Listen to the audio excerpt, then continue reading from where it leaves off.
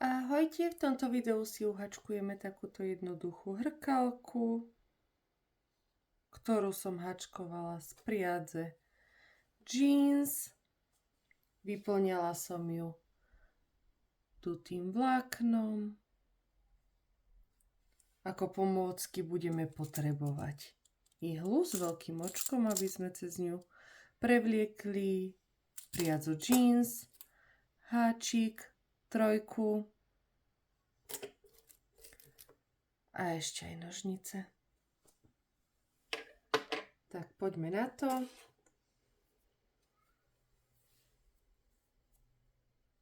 Začíname magickým krúžkom, do ktorého spravíme 6 krátkych stĺpikov.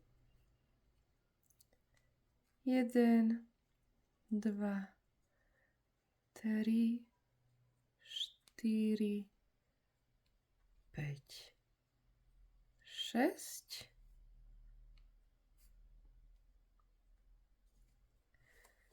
Teraz do každého jedného krátkeho stĺpika spravíme 2 krátke stĺpiky.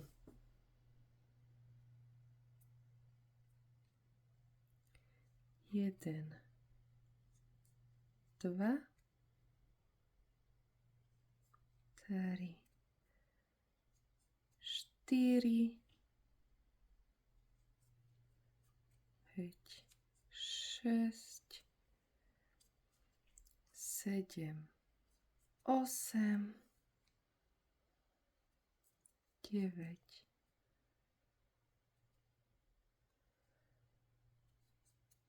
10, 11, 12. Teraz budeme zvyšovať každý jeden stĺpik. Takže spravíme jeden krátky stĺpik, zvýšime jeden krátky stĺpik, zvýšime. Dokopy bude 18 krátkych stĺpikov. Takže 1, zvýšime, 2, 3, 1, zvýšime, 5, 6, 7, 8, 9, 10, 11, 12, 13, 14, 15, 16, 17, 18.